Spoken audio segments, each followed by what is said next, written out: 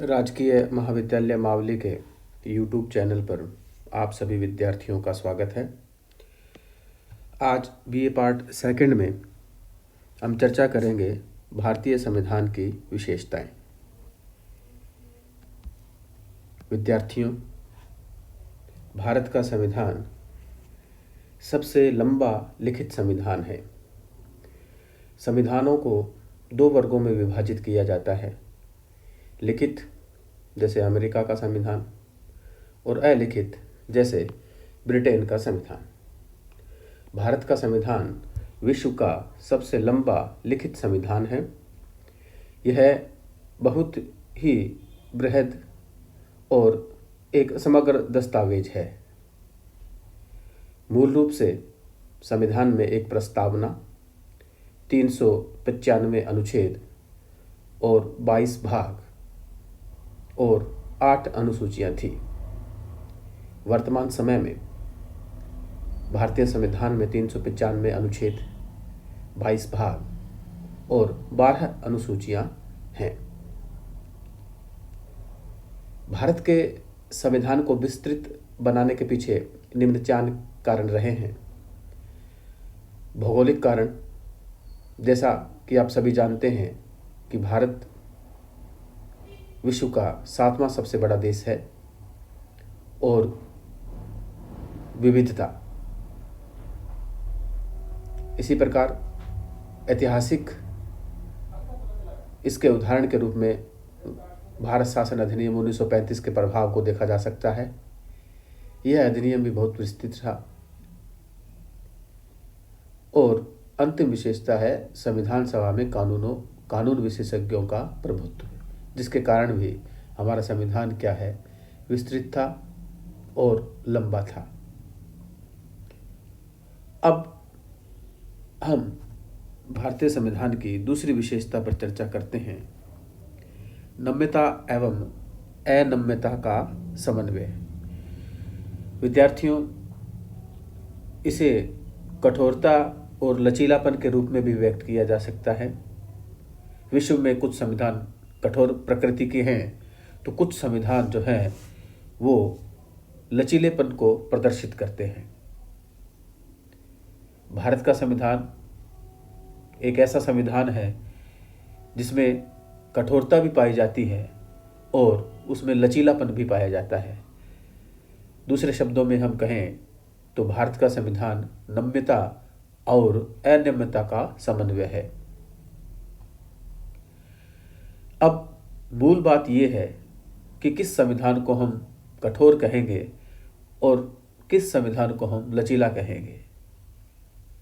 संवैधानिक दृष्टि से या विधिक दृष्टि से जिन संविधानों में बड़ी सरलता के साथ संशोधन कर दिया जाता है या बहुत सरलता के साथ संशोधन करने की प्रक्रिया निहित रहती है, उन संविधानों को लचीला संविधान कहा जाता है।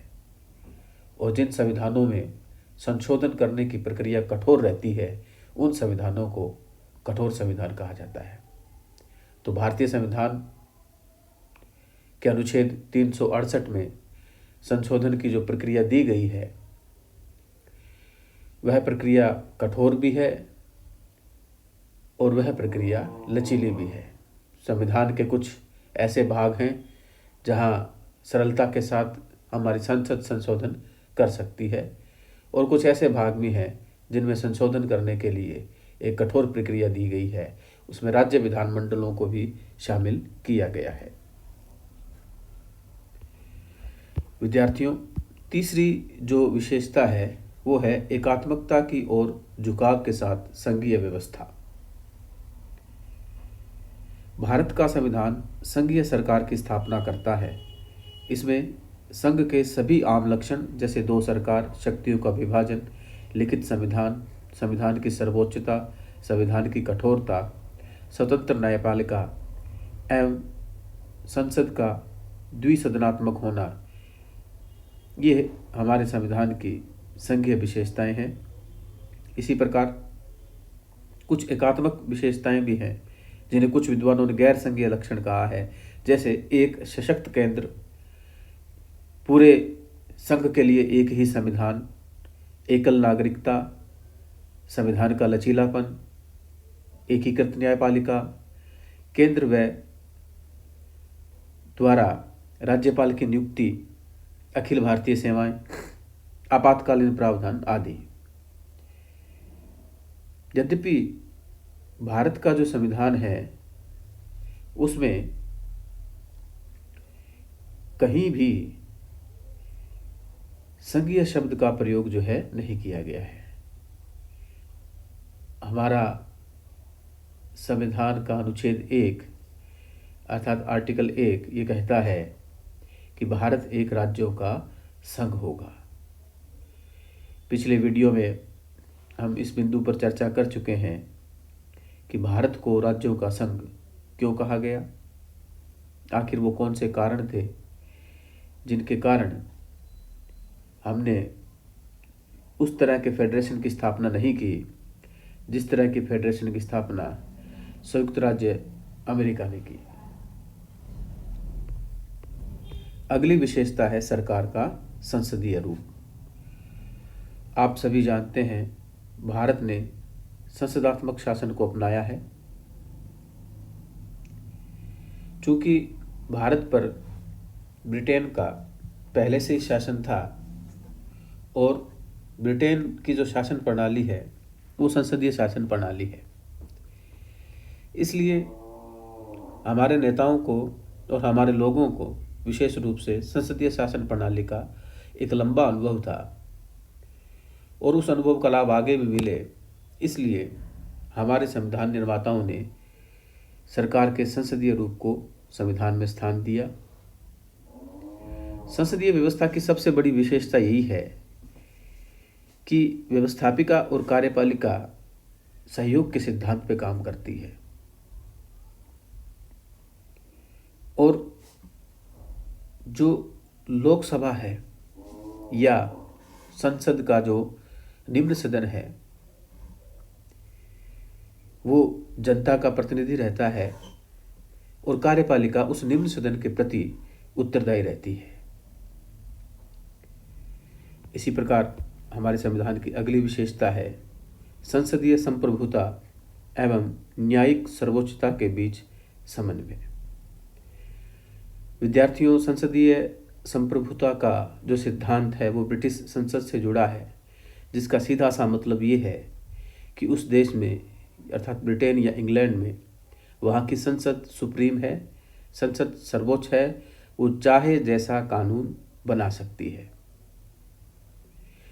संसदीय संप्रभुता के विपरीत जो सिद्धांत आता है उसको न्यायिक सर्वोच्चता का सिद्धांत कहा गया है, जिसमें ये कहा जाता है कि अमुक देश में संविधान सर्वोच्च है अर्थात विधि सर्वोच्च है, कानून सबसे ऊपर है, राष्ट्रपति, प्रधानमंत्री, पार्लियामेंट, राज्य विधानमंडल इत्यादि राज्य की संस्थाएं सभी कानून के अधीन है,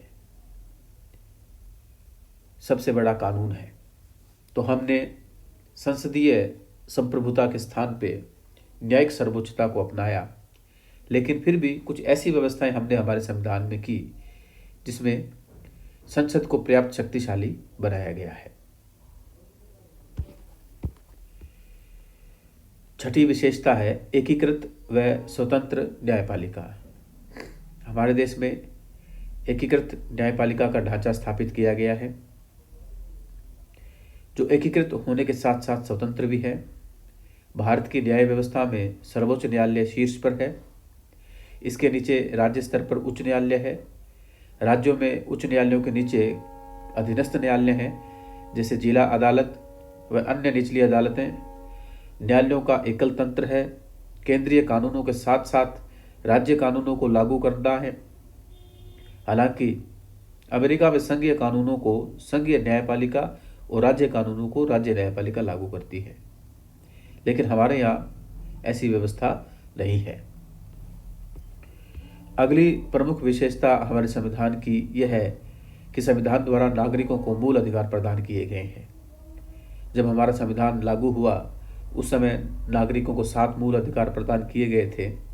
वर्तमान समय में संविधान का भाग 3 6 मूल अधिकारों का उल्लेख करता है।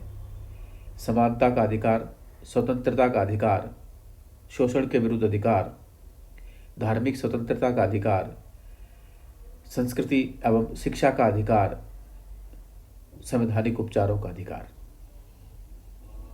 मौलिक अधिकार देने का प्रमुख उद्देश्य राजनीतिक लोकतंत्र की भावना को प्रोत्साहन देना है।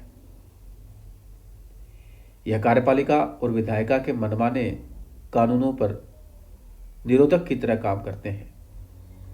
यदि इनका उल्लंघन होता है तो ऐसी स्थिति में न्यायालय के माध्यम से इनको लागू कराया जा सकता है। अगली प्रमुख विशेषता राज्य नीति के निर्देशक तत्व है। विद्यार्थियों, जब मूल अधिकार पर चर्चा हमारी संविधान सभा में चल रही थी तो मूल अधिकारों को दो भागों में बांट दिया गया था, वाद योग्य और अवाद योग्य। जो वाद योग्य मूल अधिकार थे, अभी जिनकी हमने चर्चा की, उनको भाग 3 में स्थान दिया गया, और जो अवाद योग्य मूल अधिकार थे उनको जब संविधान की ड्राफ्टिंग कमेटी ने जब दोबारा ड्राफ्ट तैयार किया तो उनको नाम दिया राज्य नीति के निर्देशक तत्व।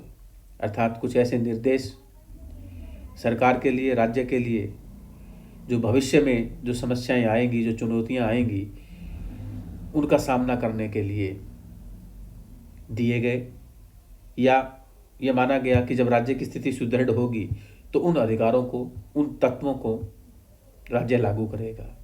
उनको भाग 4 में स्थान दिया गया है और समय समय पर राज्य ने उनको लागू भी किया गया है। अगली विशेषता है मूल कर्तव्य। हमारे मूल संविधान में मूल कर्तव्यों की कोई व्यवस्था नहीं थी। 42वें संविधान संशोधन द्वारा हमने नागरिकों के मूल कर्तव्यों का समावेश किया। वर्तमान समय में 11 मूल कर्तव्य हमारे संविधान में समाविष्ट है। इसी प्रकार से हमारा संविधान एक धर्मनिरपेक्ष राज्य की स्थापना करता है। दूसरे शब्दों में हम उसे पंथ निरपेक्ष राज्य भी कह सकते हैं, जिसका मतलब है कि राज्य का अपना कोई धर्म नहीं है। राज्य सभी लोगों को अपना धर्म मानने की आजादी देता है। इसके बाद अगली विशेषता है सार्वभौमिक वयस्क मताधिकार। हमारा संविधान 18 वर्ष की आयु प्राप्त कर चुके प्रत्येक नागरिक को मताधिकार का अधिकार देता है। इसी प्रकार इसकी अंतिम विशेषता पर हम चर्चा करेंगे आपातकालीन प्रावधान। विद्यार्थियों, अभी हमने चर्चा की थी एकात्मक संविधान और संघात्मक संविधान का समन्वय। भारतीय संविधान में एकात्मकता और संघात्मकता का समन्वय है। इसका जो सबसे प्रमुख एकात्मक लक्षण है वो ये है कि शक्तियों का एक स्थान पर केंद्रित हो जाना, और ये उपबंध किया गया है आपातकालीन प्रावधानों के अंतर्गत। जब भी हमारे राष्ट्र पर कोई संकट आता है तो सारी शक्तियां एक ही केंद्र पर इकट्ठी हो जाती है। उस समय राज्य सरकारों के या अन्य लोकतांत्रिक संस्थाओं के अधिकार सीमित कर दिए जाते हैं और पूरा तंत्र उस संकट से निपटने के लिए एकजुट हो जाता है। चूंकि इनका नाम आपातकालीन प्रावधान है, तो सामान्य काल में हमारा संविधान संघात्मक संविधान की तरह व्यवहार करता है, और जब संकट काल आता है तो आपातकालीन प्रावधानों के तहत उसका कुछ रूप एकात्मक हो जाता है। आगे राष्ट्रपति की शक्तियों की जब हम चर्चा करेंगे तो इस बिंदु पर विस्तार से चर्चा करेंगे। तो विद्यार्थियों, इस प्रकार हमने भारतीय संविधान की कुछ विशेषताओं का अध्ययन किया। अगले कुछ और वीडियो में संविधान से जुड़ी हुई जानकारियां मैं लेके आपके समक्ष उपस्थित होऊंगा। धन्यवाद।